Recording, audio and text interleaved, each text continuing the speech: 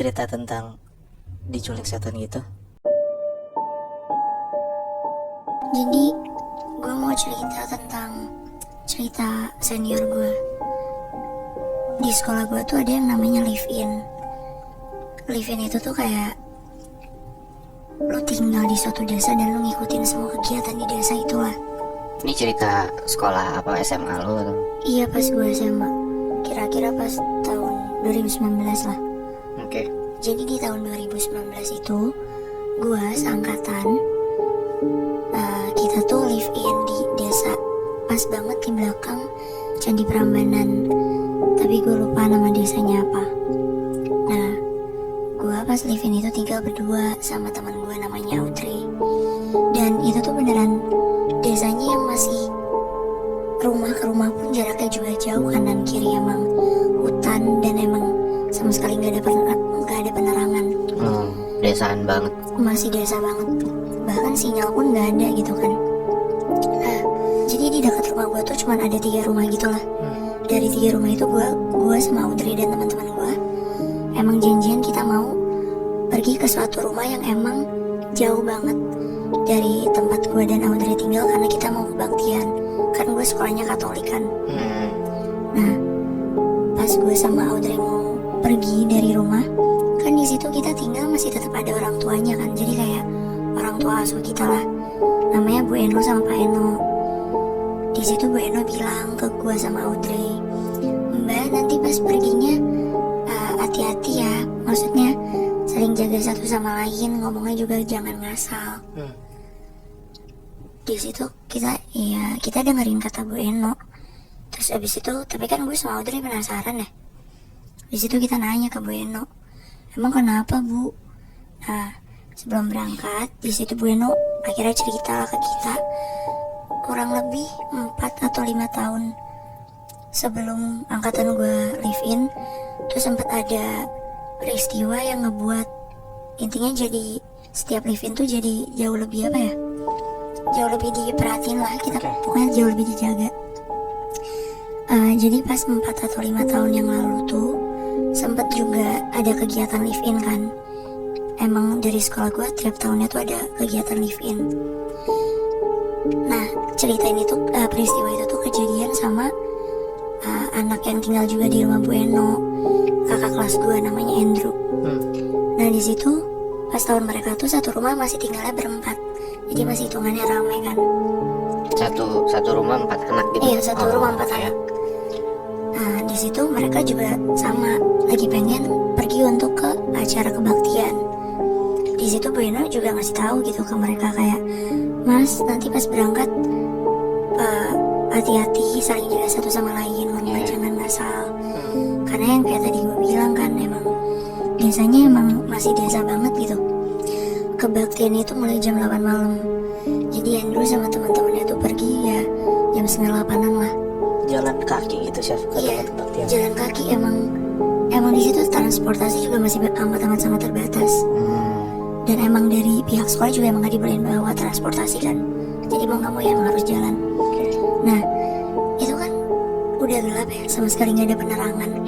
Nah, mereka tuh cuma boleh bawa lilin karena emang selama seminggu live-in tuh HP dikumpulin ke guru-guru. Susah banget berarti. Iya, nah di situ Andrew sama 3 temannya jalan. Dan Andrew tuh emang orangnya iseng banget, terus nantangin gitu loh, jahil usil, gak percaya sama hal-hal yang seperti itu.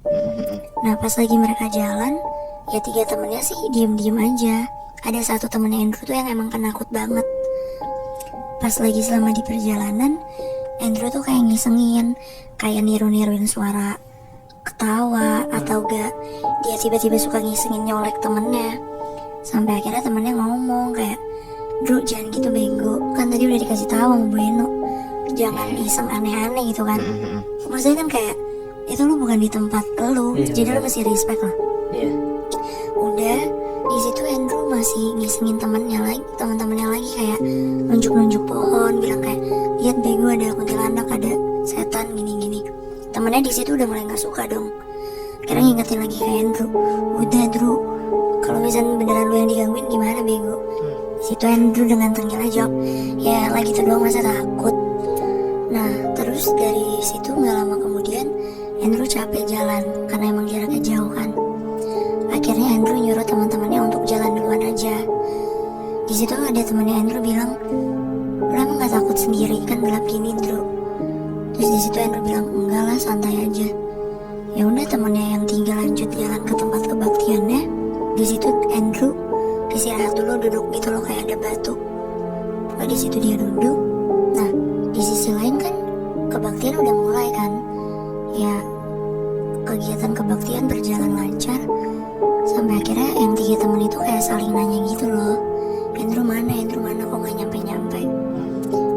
Mereka masih positive thinking, mungkin kayak ya mungkin Andrew gak datang aja kali atau gimana. Atau gak mungkin Andrew balik lagi ke rumah kan. Selesai acara kebaktian, semua murid pada balik ke rumahnya masing-masing.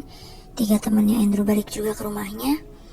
Pas nyampe rumah, dia nanya ke Bu Eno kan kayak, "Bu, si Andrew ada di rumah?"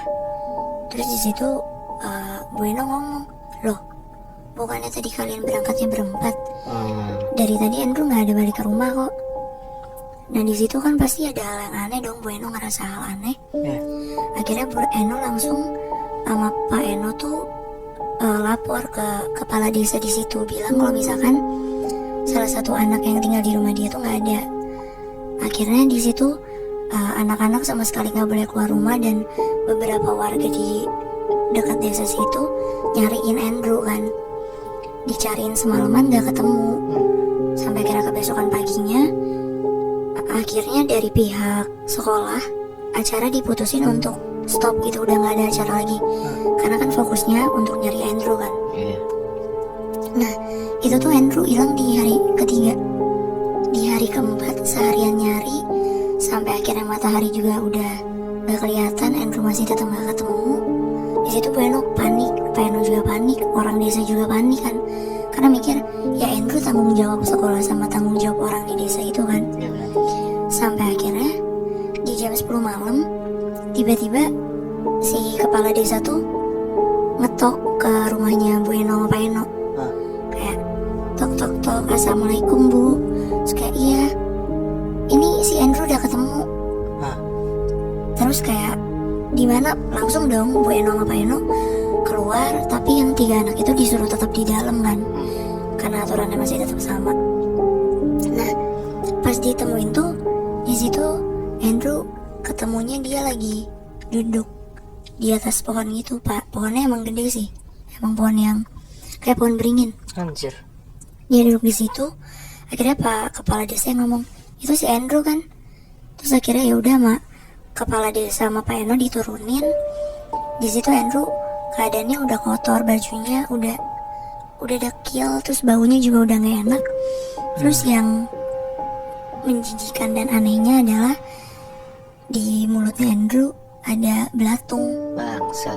keluar dari mulut gitu. Akhirnya ya sama Bu Eno dibersihin dulu, dikasih air minum biar nggak panik. Di situ akhirnya Bu Eno, Pak Eno sama kepala desa nanya, "Andrew habis dari mana aja kok bisa ada di atas pohon?" Di situ Andrew masih tatapannya masih kosong, mungkin karena masih shock, masih panik. Akhirnya Andrew udah mulai bisa ngejelasin, mulai bisa ngeceritain. Jadi dia cerita ternyata pas dia lagi yang jalannya belakangan, yang dia nyurut 3 temannya duluan, dia di situ pas lagi duduk sambil ngerokok, ngerasa di belakangnya tuh ada sosok yang badannya tinggi, gede, berdiri di belakang dia gitu. Terus di situ pundak dia ditepuk, dan pas dia nengok bener aja sosok yang nepok dia tuh kalau wewe. Anjing. Bangsat. Si sosok ini tuh tinggi, besar, perempuan, kukunya panjang, rambutnya panjang, bertaring juga. Nah di situ pas Andrew nengok, Andrew mau teriak, mulutnya tuh langsung ditutup sama kalung wewe itu dan dia nggak bisa teriak sama sekali. Terus akhirnya di situ dia bilang, nah setelah mulutnya ditutup, dia tuh dibawa sama kalung wewe itu ke atas pohon yang dimana dia ditemuin. Berarti si Andrew berasa diangkatnya itu Dia berasa. nyadar, dia sadar. Anjing. 2 hari itu hilang. Dia tuh emang ada di situ sama kalung wewe beneran. Waktu itu sih Andrew bilangnya kayak beneran dijagain banget. Anjing. Terus akhirnya dia juga cerita ngomong kenapa mulutnya banyak belatung, karena dia dikasih makanan sama kalung wewenya belatung. Buset. Aduh. Disuapin paksa. Akhirnya Andrew nyadar kayak mungkin itu karena akibat dia ngomong sembarangan dan nantangin juga kan. Ya. Pasti. Nah, gara-gara peristiwa itu, makanya setiap tahun setelah kejadian itu, perangkatan tuh dikasih tahu kayak beneran diingetin berulang-ulang kali kayak kalau misal mau kemana-mana baca doa, jangan ngomong yang ngasal, hargain penunggu di sini karena kan nggak ada yang tahu dan desanya juga emang masih yang mistis, maksudnya masih percaya hal mistis kayak gitu. Anjir. Lu mikir deh, Bi. Biasanya kalau misalnya cerita orang diculik itu kan mereka nggak sadar kalau misalnya mereka diculik kan. Iya. Tiba-tiba pas dibalikin dia udah lupa aja ngapain aja. Kayak temennya si Syafa nih, tapi dia ngerasa kalau misalnya tuh dia disuapin, dia dijagain sama kalung wewe. Anjing, gua Anjing banget. Iya, nggak kebayang banget, gila. Tapi perlu deh. Taruhlah kita sepakat kalau kita manusia dengan mereka yang di dunia gaib tuh masing-masing punya alamnya sendiri gitu. Iya. Tapi berdasarkan cerita-cerita kita tadi, ya berarti bisa dong kita yang di alam berbeda, kita manusia tuh masuk ke alamnya mereka gitu. Kalau emang beneran bisa ya, gue mau deh cobain main-main ke alam mereka. Ada yang tahu gak caranya?